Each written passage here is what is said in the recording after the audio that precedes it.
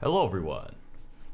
Sorry about that. So today we're going to be looking at yet another brilliant chess game between two chess geniuses, GM Gura with the black pieces and GM Amelia Watson with the white pieces. Now this is going to be the second Hololive chess game that we're going to be analyzing on this channel. We analyzed the first Hololive chess game between GM Amelia Watson and GM Takanashi Kiara.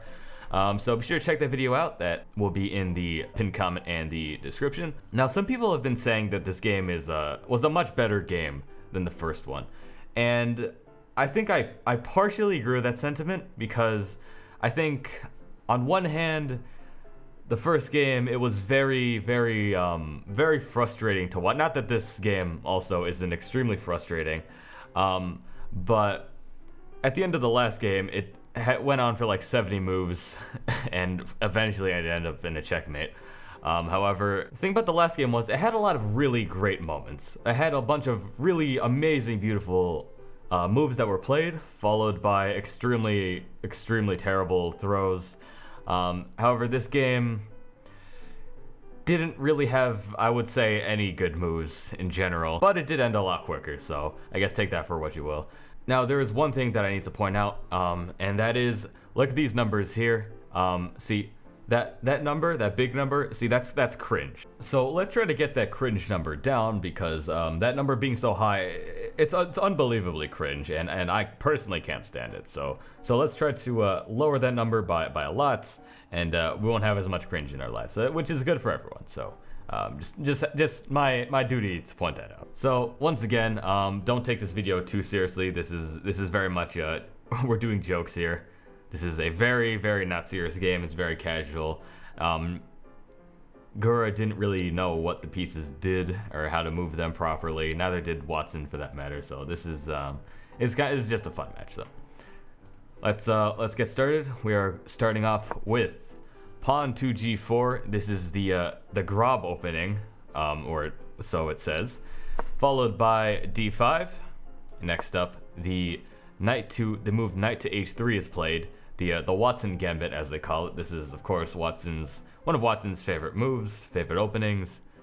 Followed by b5, which the chess engine marks as a mistake, but I don't think the chess engine actually has the famous shark attack opening within their database. So a brilliant move by Gawr. Next up, rook to g1. Generally at the start of the game, you want to usually get some sort of center control, develop your bishops and your knights, but with these games that we've been seeing, there's been a lot of early rook play, which isn't great, but regardless. Next up is pawn to d4. Really, this isn't exactly what you want to be doing, but there's not a whole lot of rhyme and reason to this. Rook to g3, once again strengthening the Watson gambit as always. Knight to c6, and then rook to b3. Now this is marked as a mistake because obviously early rook play isn't really what you want to be doing, but this the pawn on b5 is still hanging unless Gura wants to do something about it, which she doesn't. Instead, she pushes h6. Now, what you really want to be doing is capturing this hanging pawn over here on g4. That would have been the best play there. And then you also threaten the knight immediately after that. But that's not what's played. What's played is rook captures b5, an excellent move by GM Amelia Watson. Next up, pawn to a6, pressuring the rook out. Excellent move by GM Gura. And then rook to b3, not overstaying its welcome. So this is very standard. This is very standard shark attack and Watson gambit being played. These are definitely the two most dynamic openings that we'll see in chess history. Should be noted that the pawn on g4 is still hanging. The bishop can capture that at any point, but instead pawn to f6 is played, followed by knight to f4 with ideas of knight to g6 to try to put pressure on the black rook. And then bishop captures g4 is played a little bit too late, but regardless, it is the hanging pawn is finally taken. Next, Watson plays pawn to f3, pressuring out the bishop. Then Gura retreats her bishop to d7. Watson advances with pawn to h4. Then Gura plays pawn to f5. And then Watson plays bishop to h3.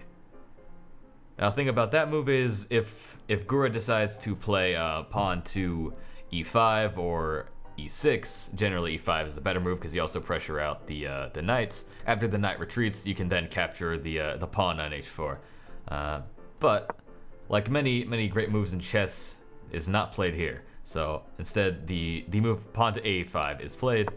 So the idea of pawn to e5 is still there with pressuring out the knight, and then after that you can do queen to h4 with the check on the king and also winning the bishop in the process. So it's a very devastating attack that's possible. However, instead, Gura decides to pressure out the black rook with pawn to a4, which is a solid move. Responded by rook to d3. So again, the reason you'll see in the left side the bar saying who's in the lead basically. Definitely Gura's very much in the lead because of the idea of pawn to e4 followed by queen to h4 check. However, still not played. Moving on. Pawn to e6. So the general idea is still in play. However, it's definitely not as nearly as effective as if you had moved it to e5, because then you're threatening the knight in that position as well. Then you could also just have ideas of pushing that pawn further to e4 to also threaten the white rook as well. Now Amelia Watson plays pawn to a3. However, this is certainly not a good move because now the rook. Because now the knight on b1 has no place to go, really. You can't develop in this square because of this pawn. And this was really the only square to go to.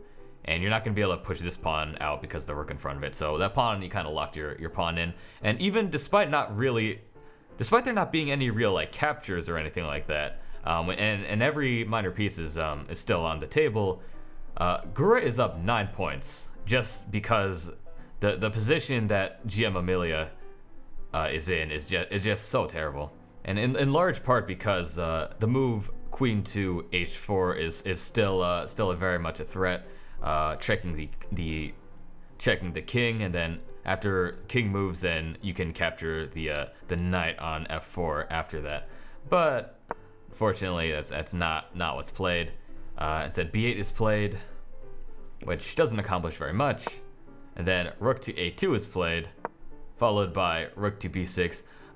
The engine is just screaming for queen to h4. I almost feel bad for the engine, me putting it through this, because it knows what move needs to be played, and that move is certainly not being played anytime soon. So moving on. Then knight to g6 is played, and then Watson pushes the pawn to e5, which doesn't accomplish much of anything, really. Now the best move for black, for Gura, would be actually knight to e5. Now you would say, couldn't you just capture that with the knight? And yes, that is actually the idea, because you do not want the knight on that square. You don't want the knight on g6. Once again, because you want to play the move queen to h4, and it's on such a strong score as it is, because it's also threatening the rook as well.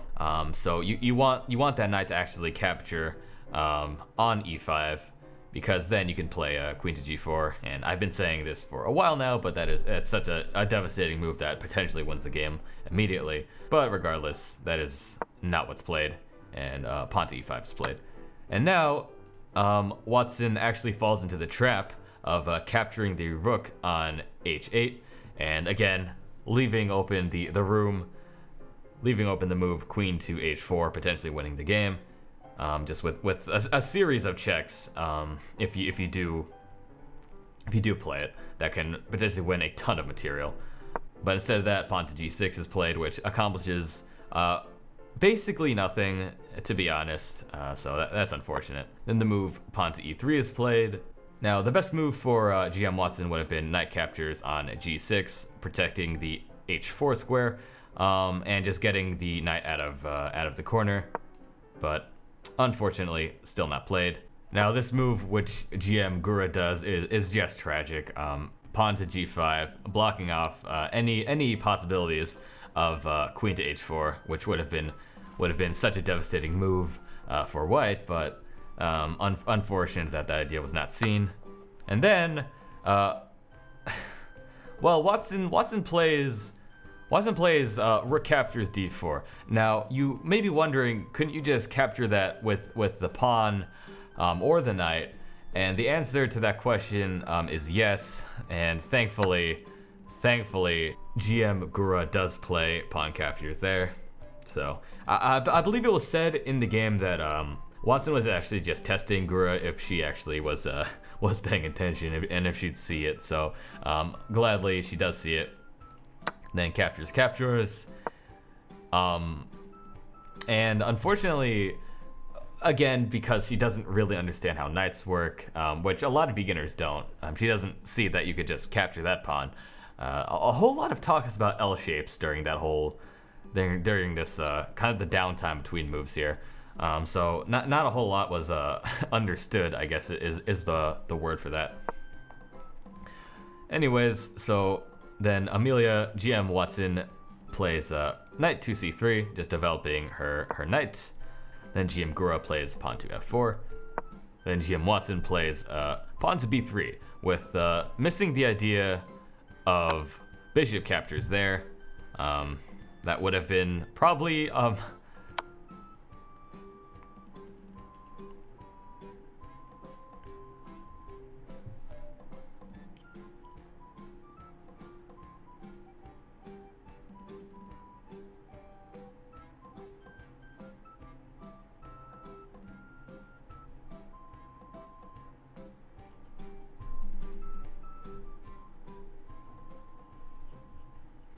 then the move pawn to f4 is played, pawn to b3 is played. Now this is a blunder because this bishop here is attacking the white bishop on h3, which is currently hanging. But instead of capitalizing on that, the move, I hate to see it, the move rook to e6 is with check is played. But if you're paying attention, you probably realize that you can just capture the rook with this bishop on h3, and that would have been devastating. It's not played. Instead, king to f1 is played, getting the king out of harm's way at least. So you got that, I guess. But now you're kind of just, your bishop's kind of just sitting there. And it's in a very unfortunate spot. And it is not moved out of the way. Instead, bishop to g7 is played, attacking the knights and the pawn over here. So not the worst move ever, but you got to get your rook out of there. And then the move pawn captures on a4 is played. Once again, missing bishop captures on e6. So in response to that, and you see the meter is just gonna go up and like back and forth, not because of they're playing extremely good moves, but because each move loses the game separately, essentially. So with that in mind, bishop to c6 is played. And now, finally, bishop captures on e6 is played, also threatening the knights on g8. So a beautiful move by GM Watson, as always. And then bishop to b7 is played. Now, what really should have been played was bishop captures on h8, because this bishop can capture this knight, and you don't want to be walking away with nothing here. So that is exactly what's played. Excellent move by GM Amelia. So bishop to g8 captures with the knight. So beautiful moves there. And then rook to b2 is played. However, what really should have been played, according to the engine, is queen to e2 with check. That would have been much better, but regardless, of course, not played. And now bishop captures on h8 is played. As you can see, this bishop has been hanging for more than a while. So that's finally capitalized on with rook captures on b7. So the move knight to d5 is played. Now you could probably tell why this isn't exactly the best move.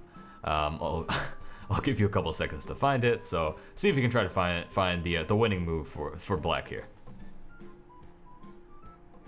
or don't. Yes, correct. And for once, it's actually what's played. It is queen captures on d5 because here you are threatening the rook as well, and you're also threatening the pawn that is hanging on d4 here. Now GM Watson actually responds to this with knight to b8 check, and then blocked with rook to d8, and then rook to b1, retreating the rook all the way back. So after rook to b1 is played, then queen captures on d4, followed by queen to e1 check. Then after that, knight to e7 is played. Now here, the dark squared bishop is in a very, very unfortunate position because it's essentially trapped by its own pieces, because this knight is preventing it from moving out this way, and this pawn is preventing it from moving out this way. So it's a very, very unfortunate situation. You have to move the pawn, and then finally you can actually consider moving the dark squared bishop for black. But regardless, a5 is played, king to f8 is played, followed by pawn to a6, just pushing up the pawn, an excellent move, followed by king to g8. I don't think Gura realizes that there really isn't a point of further moving the king, but so GM Watson continues pushing the pawn. Pawn to a7 is played, hoping that GM Gura doesn't realize that this queen can capture it just like that. But I mean, come on, Watson. Who are you trying to fool? She's GM Gura for a reason. You know, she's a chess genius. So of course, queen captures there is the best move, preventing the pawn from queening. And all that, as she stated in the stream, all that work for nothing. So unfortunate for GM Watson. And then rook to a1 is played, followed by queen to d4. So right now, this is definitely a losing position for GM Watson, but it's not like it can't exactly. It's not like it's impossible to come back from. What is played is rook to a2. Now knight to d5 is played, and this is marked as a missed win for black. So I'll give you a few seconds to try to find the winning move for GM Watson here. I'll give you a couple seconds, or don't. But yes, the winning move would have been queen to c4 with check. Now this is such a strong move because after, say, block with the pawn, then you can capture the rook on a2, and that would bring the game back to GM Gura's favor. But again, like many brilliant chess moves, it's not played here. d5 is what is played, followed by pawn to c3. This is a tragic move for chess players everywhere, because what could have been played was a very, very dangerous line, which goes as follows. So queen to e8 with check, then queen moves to then the king moves to h7, followed by queen to g6 with check once again. King has no place to move except for in the corner to h8. And then what you could do as white is you could do bishop to b2, and if the queen captures here, then you just capture it once again with the rook, but you can't do that, so you kind of have to defend with queen to f6. Then you do queen to e8 with check once again, and after the queen moves, you just win. Then after the king moves, you just win with bishop captures on f6. So that would have been a very, very genius string right there, but again, not played. Back.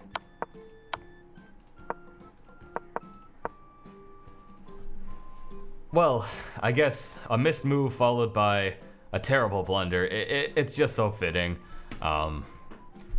Obviously, I don't know why I do this to myself, man. This is just so painful to analyze. Yes, the black queen can be captured by the pawn on c3. This is, of course, a very, very frustrating thing to look at. And yes, it is played. Now white's just up 22 points of material, which is the equivalent of almost 3 queens, and just not a good time for GM Gura, but who knows, maybe she can bring it back. And the move rook to f6 is played, followed by queen to e5.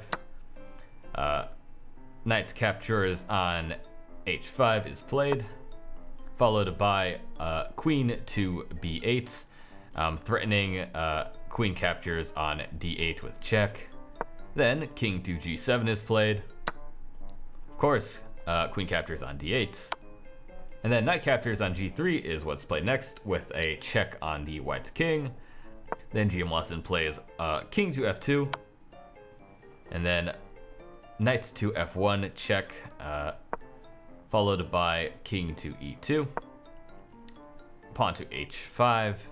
And then queen captures on g5 with check. Now, if you are a keen observer, you could probably notice that if you move this rook here and then here, there's a mating sequence is going to come very soon, or so you'd think. So king to f7, rook to b2, so threatening the mate in 5, queen to e8, and then rook to b8 with check. Unfortunately for all of us, GM Amelia doesn't know the rook and queen or 2 rooks checkmate. So we kind of go on this dance for a while, with just a lot of very, very strange moves being played.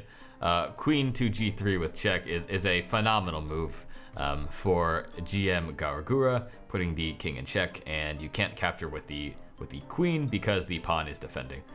So after king to d3 is played, GM Gura pushes the pawn to h4. And then rook to b8. However, if you're paying attention, there is one move that could have been slightly better, I guess you could say.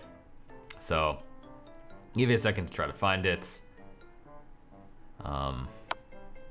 Yeah, so it is queen to f7 with checkmates, because here you cannot capture the queen because the rook is guarding, and there is nowhere to go. So that would have been the game.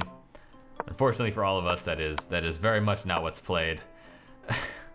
And then king to e7, followed by rook to b7 with check, and then king to d8. Now, if you're an excellent chess player, then you could probably tell that queen to g8 would be checkmate here. Also, that would have been mate in 1, but instead, GM Watson plays queen to f6 with check, followed by king to e8. Now, I mean, just here or here would have been nice, but no, that's not quite what's played. Instead, rook to b8 is played.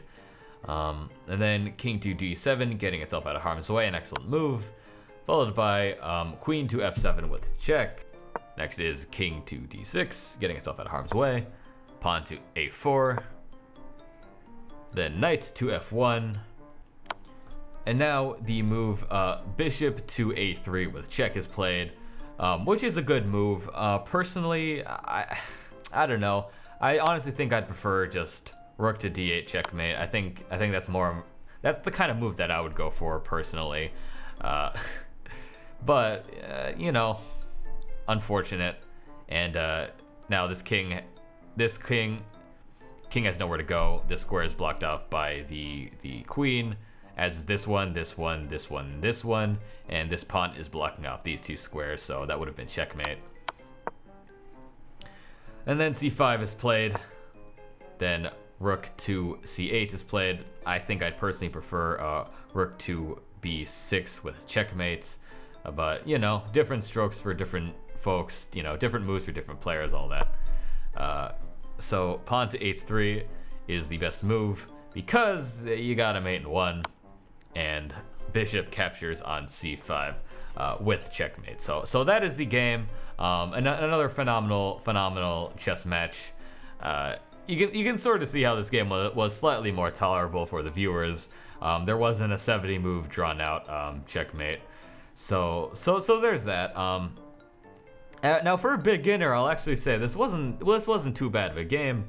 Granted, they're both beginners, but this was actually quite impressive, all things considered. Since they both don't really know how to play the game.